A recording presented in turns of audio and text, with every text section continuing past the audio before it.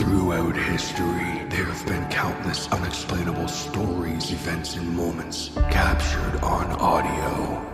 These horrifying tapes were archived, never to be heard again. Until now. These are the tapes of trepidation.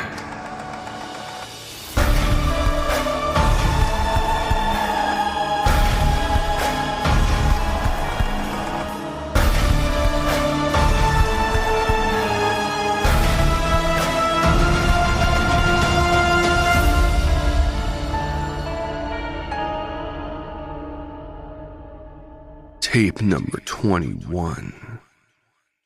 Electronics.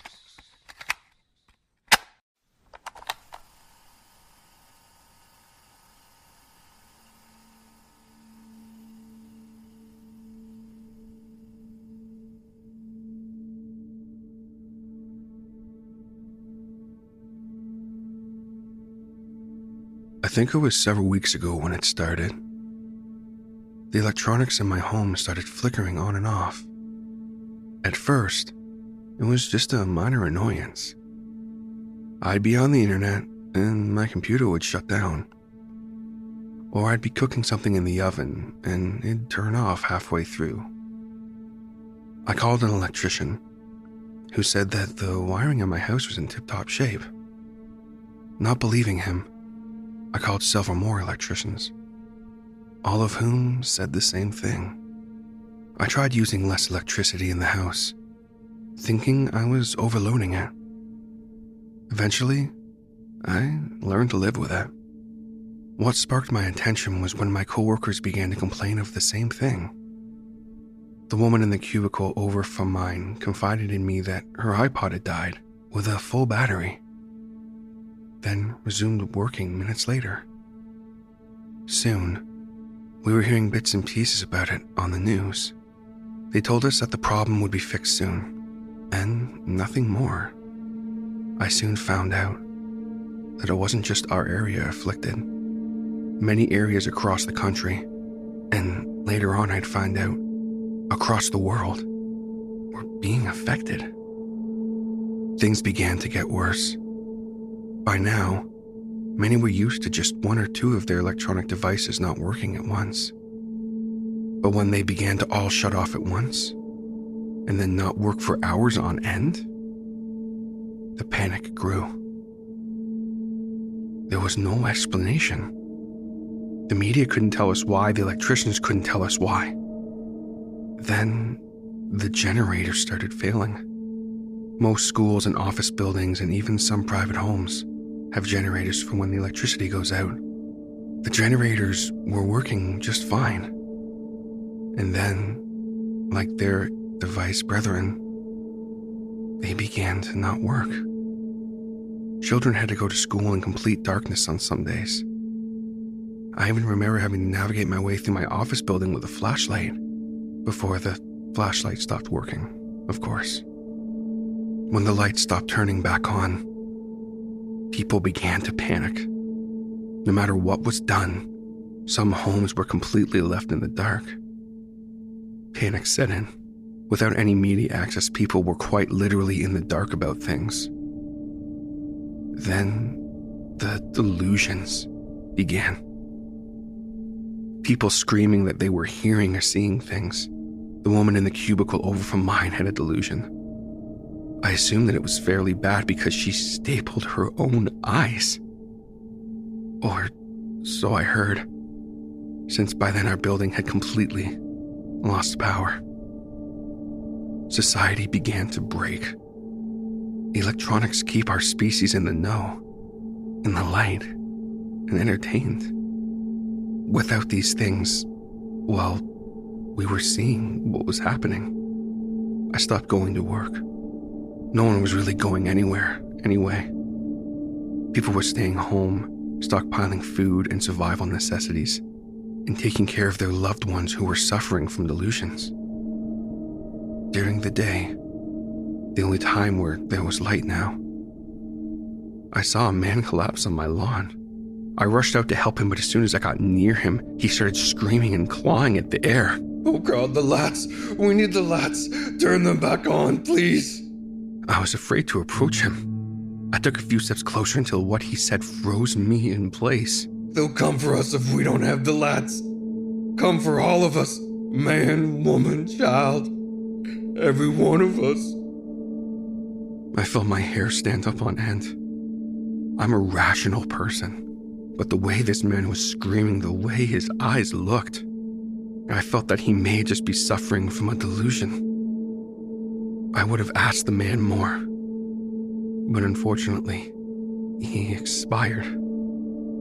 I didn't want to leave him on my lawn, but I couldn't call the police, and I'd never seen his face in this neighborhood. I ended up dragging him to the police station across town, even though I knew the cops wouldn't be there. By the time I made my way back, the sun was setting. I felt my hair stand on end again as I rushed to my house, slamming the door shut behind me. About an hour later, I was almost drifting off to sleep.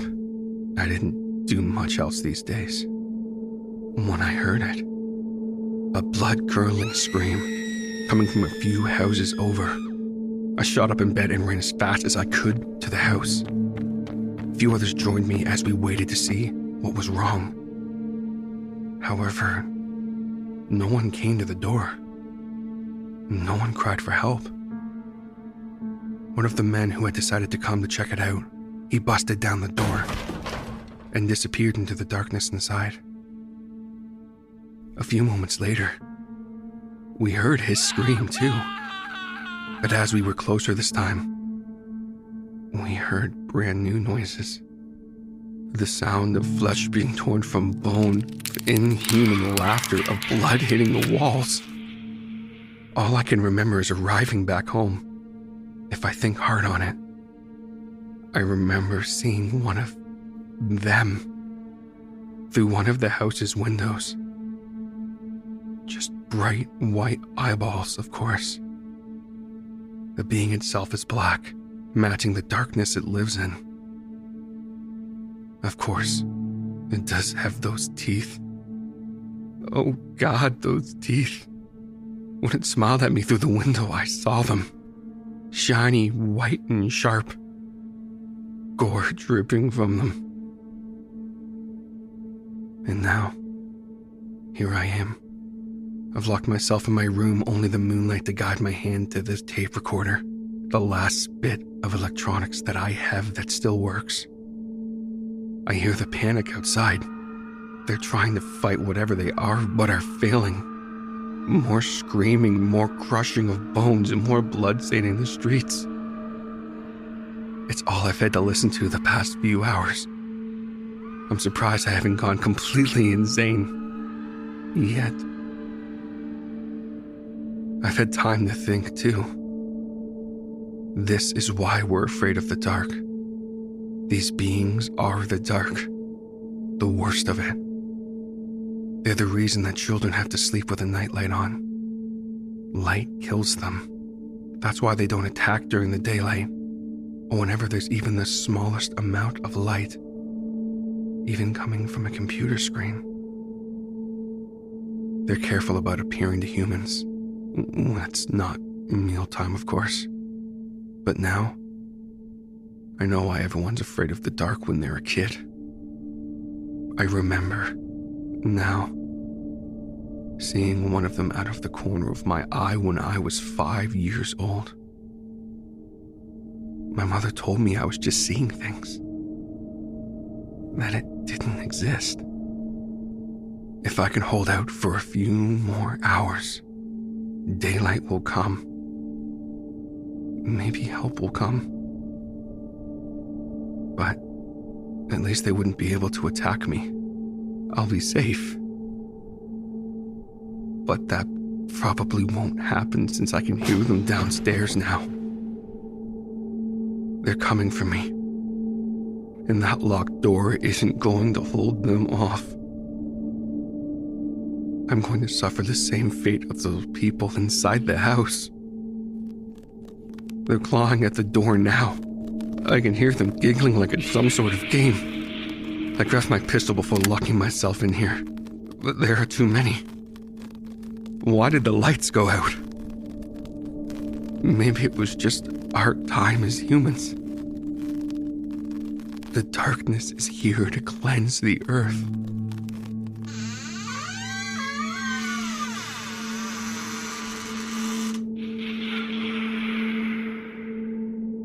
I can see one of them at the end of my bed now, flashing those teeth at me. I pull the trigger. All I hear is a dull click. There's nothing I can do now.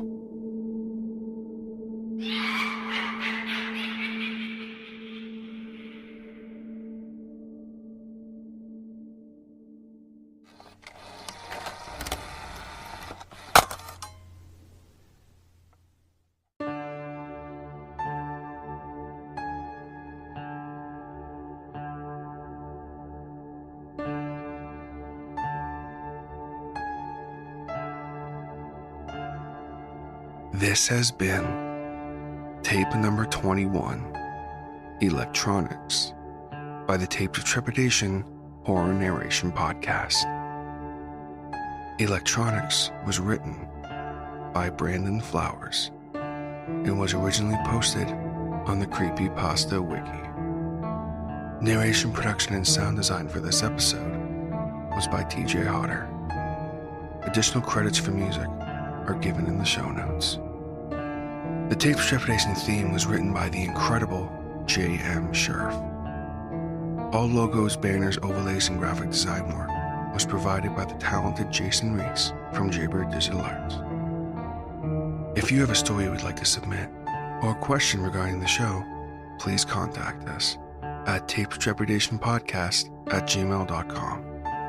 Support the show by subscribing and leaving a rating on Spotify, Apple Podcasts, your favorite podcatcher, or leave us a like and subscribe on YouTube. Be sure to tell your friends. Word of mouth is extremely helpful to a new podcast like this one. Check us out on social media through the link tree in the show notes. We have Facebook, Instagram, and Discord. And if you'd like to support the show a little more, consider joining the Tapes of Trepidation Patreon, where for as little as $5 a month, you can gain access to monthly bonus short story narrations, the weekly behind-the-scenes podcast within the archive, and more.